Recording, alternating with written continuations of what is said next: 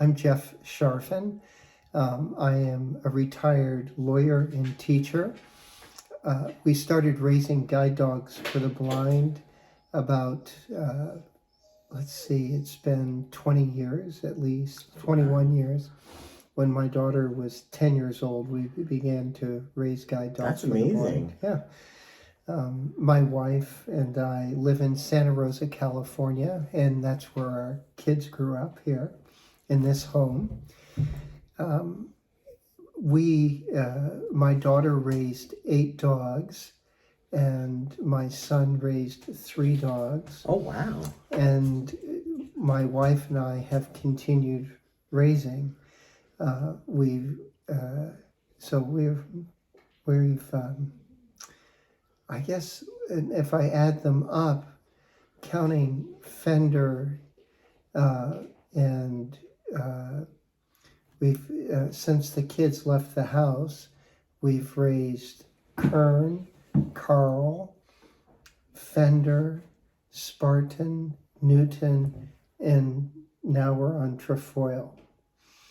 So that's 17 dogs? Yeah, that's total? 17. Yeah, so we've been busy. Yeah, very busy. So how many have graduated? I know Fender has. Yes, Kern and Carl and Fender have all graduated. Spartan and Newton were career changed. Which you have both of Which them. we have both of them now. And Trefoil, or Tref, is currently in training. Okay. And my daughter raised 5 dogs. 1 made it out of hers, Charleston. And the other 4, 2 had genetic issues that they were career changed for. And the other 2, Truman and Daisy, just decided at a certain point that they didn't want to do it. That was Kelly. Yeah, and they were golden retriever yellow lab crosses. Oh. Truman was a cinnamon color, beautiful dog, and Daisy was snow white. Oh. And it was just, both had a little longer fur because they were crosses. Lovely dogs. They make great pets. And my son, his very first dog, made it, Hamlin. But Hamlin had a stroke after a year and a half and passed away while he was working. Oh, he was goodness. a working That's dog. always hard. Oh, it was heartbreaking. And then Sparky and Jordy were the other 2 dogs he raised, and they were like Truman and Daisy. They just said, we don't want to do this. So. Well, it's very demanding, and I think only usually, I think the success rate, I think they said 33% or some. Yeah. Wasn't it like 33% or something around there? So that's pretty good. Yes. So my wife and I are a little above average, and my kids were a little below average. But don't tell them I said that. But that's also probably because you don't have that big a sample size of you over time. Yeah. Yes. Well, no, but even then, they had 17, 3 or 4 made it? 17 dogs, and 1, 2, Spartan, Newton, 5 made it. So that's... So 5 out of 17? Yeah. That's pretty... Well, 5 out of 16, and because the 1 is in process. Okay, now. So that is better than average. And 2 of them, 1 was changed for swallowing issues, and the other had a visceral reaction. Yes, that shouldn't be your fault if they gave you defective merchandise. Right, exactly. Thank you. Yeah. And the other had a visceral reaction to poodles that I think was just inborn. I think part of it too, from what I know, is they said that it's just sometimes they just show that because they don't want to be a guide dog. Like sometimes it's their stomach is having issues, and so they have Yeah. runs or things like that. Or I think one of them was manhole covers or helicopter, things like that. And then once they're not, once they get career change and they're not a guide dog anymore, those problems go away. Well, that's the case with Newton. Newton was very stressed by the kennels, and he's sort of a high-strung dog, and so he went to foster care right off of campus. So he was going to he was like a day student when he was in training, and he was licking a hot spot, and he would not stop licking a hot spot. As soon as he came to us again when he was career changed, he stopped licking his hot spot. It's gone. He's not exhibited any of that behavior since he's come home. Well, I mean, it's really it is really stressful having to take care of it's a big responsibility. Somebody. And Fender's great, but they have to have that temperament of they want to please. Yes. Like the reason I love Fender so much is A, he is pretty loyal. B, he's amazing because he wants to please, and if he knows what you want him to do, he tries to do it. Yes. Which is great. And he's very active. He's very fun. So thank you so much for taking care of him too. Because Fender is a joy. And it was great to have this little reunion with Fender today. Because you had him for 7 months, right? Because you were taking care of him during COVID, right? Yes. And then I think because he went back to Guide Dog Campus, was in the middle of, I guess, the assessments and the stages. I think he got to like stage 2 or 3 of the assessments, and then COVID started, so he had to be placed. Right. And I believe he was placed with you guys because you guys are pretty close to San Rafael, so 45 minutes. Yeah, so I believe he was placed with you guys for like the 7 months, and then he ended up going back. Luckily, Jessica was the trainer for both. Yes. Which was great. It was actually interesting because she was also the trainer for Fender and I. So it was kind of nice, but it was also interesting because Fender, he's very loyal.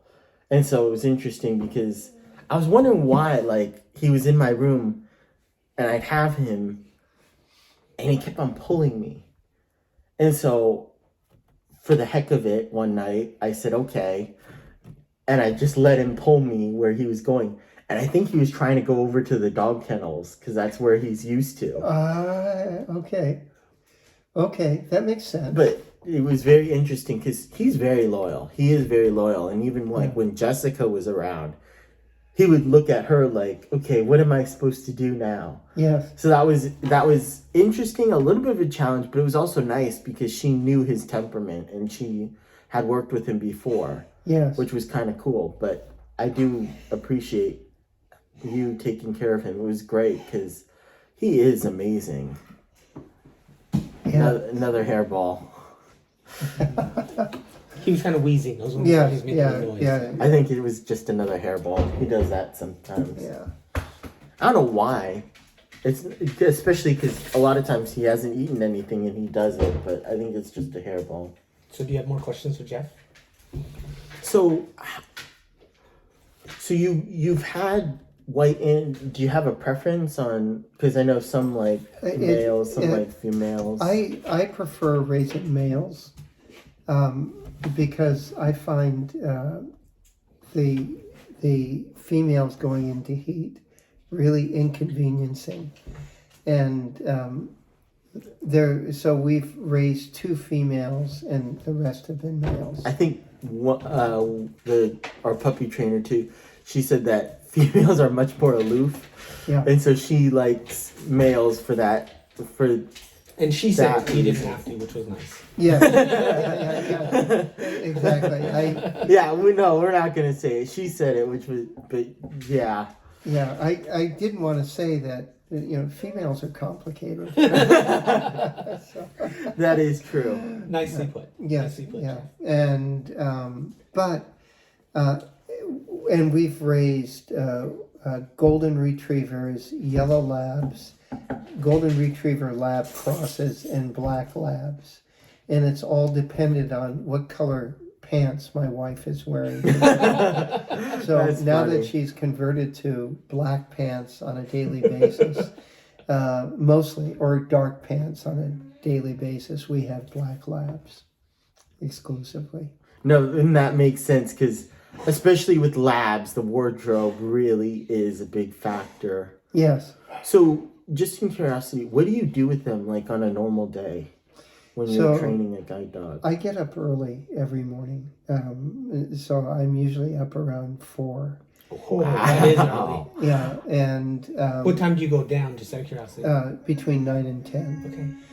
And so I get up, and I leave the dogs in their kennel until around 6 a.m. That doesn't bug them? Well, it does, and but they've learned to. Often the puppies will hear me when they're just puppies, and they'll bark in their kennel, but I'll ignore them. And after a while, the dogs learn. And your wife doesn't seem to mind that? Well, she does, because she doesn't get up till 6. But I need my quiet time in the morning because at heart I'm still a monk. And so I have this quiet time in the morning, and the dogs learn to be quiet. And then at 6 a.m. I get them up, and when they're still getting potty trained, I take them out immediately when I get them up.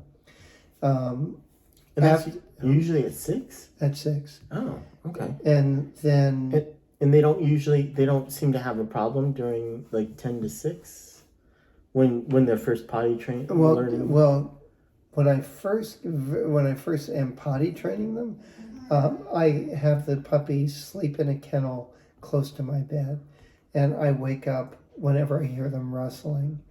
And so until they're 4 or 5 months old, those first few months, I get up a lot at night. Okay. That doesn't teach them that I can just rustle and that means Jess can take me outside? I actually have to be discerning, because I have to wean them off of that behavior. Right. And when I feel like they're old enough to sleep through the night, and they will sleep through the night, I'll ignore them. And our latest puppy, Trefoil, never had a single accident in his kennel. Wow. That's good. He got it very quickly, but that's not been true with all of our dogs. And sometimes we'll get a dog from guide dogs, a puppy that has diarrhea, and that's the worst. And the most scary thing when you're picking up a new guide dog puppy is if they give you a bag of ID, which is the diarrhea formula for the puppies. Then you know that you're going to have a real, a run of it, so to speak, with Fun. raising the puppies, because you're going to be cleaning the kennel out because they'll have diarrhea in the kennel. So, fortunately, when we picked up Trefoil this last time, they did not hand me a bag of ID. It was regular dog food. So I work with the dogs on potty training. At 6 a.m., I either feed them immediately or take them out immediately, depending on their age. And after that, I will work with them with training in the morning. If I'm swimming that morning, I'll kennel the puppy and go swimming and come back and do my training. And then if I'm not swimming, I'll take the dog for a walk. And what do you do for training when you're training? So we work on the basic commands, and we always review the Guide Dog for the Blind instructional videos on YouTube. And we work so that our training has a consistency with a guide dog standard, because we forget, right? And even though it's pretty Well, that and ingrained things, in it. but things also change, and They do. They do update things quite a bit. I noticed they update things quite a bit, and they have different ways of doing things all the time. Right. And so keeping up with that too can be kind of hard. Yes, our first 11 dogs were all trained almost entirely with praise and correction, the collar correction. There was no food involved in the training. So when we returned to training the guide dogs, we had to learn to use the treat bags, with the right? And that was new for us. So it was a whole different philosophy. So it's retraining the humans too. Yes, yeah. So, which we actually think is a much more successful philosophy for training the dogs. I think that some of the dogs we trained with the corrections all the time were a little jumpy, like, you're going to correct me, and I think corrections now are used very sparingly. Well, it helps that labs are very food motivated. Yes, it does. Yeah, it really does. It helps. Retrievers in general. I always joke it's funny, and I know it is because of the way they were bred and also the way they were trained, but neither of the dogs like to retrieve, and neither of them like the water. So I always joke they're labs because they love to eat and they shed like crazy, but they're not retrievers because they hate the water and they hate fetching. Yes, exactly. Yeah, isn't it funny? Very few of my dogs have really liked water. Spartan, the career change, likes water. Newton Really? does not like to get his paws wet. Even Fender. It was interesting because, ironically, the one time we went to L.A. Disneyland with Fender during Christmas time, it rained, which it almost never rains. Yeah. And he hated it.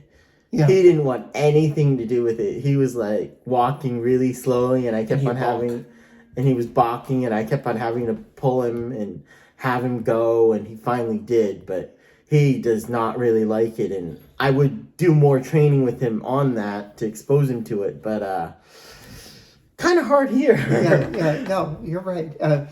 We noticed that about Fender when we had Fender, and that he did not like to get his paws wet. So if it was raining outside in the morning, I'd take him out. He's looking at me now. Are you talking about me? And so I would have to kind of pull him out the door. And then once he was out, he would sort of prance. But even then, he's a little bit reluctant. He doesn't usually. It's funny with him, and I think it's also why I got him, because my pace is faster. Yeah. But he only really has two speeds. It's slow, which then he likes to sniff. Yes. Or pretty fast, a pretty fast pace. Yeah. Where he's like, okay, I'm ready, I'm going, and we're going. And so then he doesn't really sniff unless we stop at a corner, which then he wants to sniff, which I usually don't let him. Right. But he wants to sniff the pole or the bushes right nearby. But it's interesting. When he's at that faster pace, he won't sniff. But when he's at that slower kind of slower walk, leisurely walk, he'll want to sniff quite a bit. Right. It's he only has two settings: fast or slow. Yeah. And when there's good smells around, it's like a cornucopia of opportunity for these dogs. They want to get their nose. I don't know how they do it. I always wonder. I'm when we're making dinner and stuff, I'm always God, this must be painful for them. They just smell all these smells and they see us eating all day. How and- come you guys are eating somebody else? Eat 2 meals a day. Yeah, exactly. Well, in our backyard, we get foxes, coyotes, bad,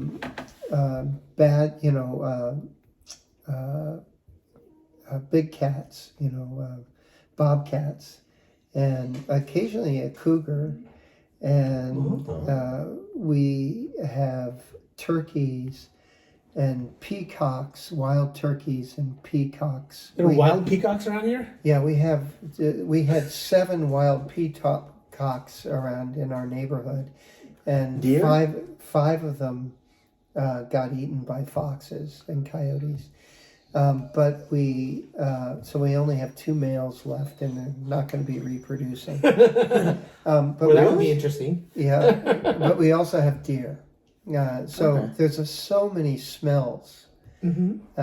And the dog, who knows who's been through our yard at night, right? So the dogs go out in the morning. I can Well, tell. and the raccoons too. Oh, the raccoons and the skunks. That's right. And the possums. We've got all of those. Yeah. Yeah. It's literally a garden of smells for So- the puppies. So what do you have to go over with them, like when you're training? Because you said you in the morning you take them either for a walk or you do some training with them, right? Yes. So sit Or you go swimming. down, stay, stand, positional training so they stand appropriately. Oh, okay. We get them accustomed to their gentle leaders, to their coats. Come on leash, come off leash. They have to know the kennel command and go to bed.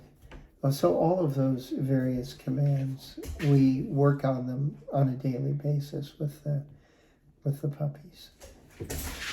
I do notice that like Kelly didn't really like using the gentle leader, but she got a lot, or he like. I noticed with him, I had to a little bit, especially in the beginning, because he wasn't quite sure what was going on. Yes. So I noticed I needed to use the gentle leader a little bit more. I haven't needed to as much now, Yeah. but he was a lot more used to it. Kelly just hated having it on and would always pull it off, but Fender was like, okay, I'm having the gentle leader on. I don't like it. I'm not the craziest about it, but all right, I'll put it on if you want me to. Yes. Yes. Some dogs really dislike the gentle leader. And, Yes. And other dogs, so Spartan really dislikes his gentle leader and will rub against you. Trying That's to get it what off. Kelly does. Newton totally accepts his gentle leader, as does Treff. So those two are easy when it comes to working with the gentle leader. Well, and also if you don't, my understanding was like you need to put it on like while they're eating and doing things Right. that they enjoy, so that they're used to having it on, but they don't notice it because they're doing other things that they really enjoy. Right, right. And so then they get accustomed to knowing, okay, I'm So- not. That's right. So you start off just placing it over their snout or putting it up next to their snout and then placing it over. And it's a very gradual process.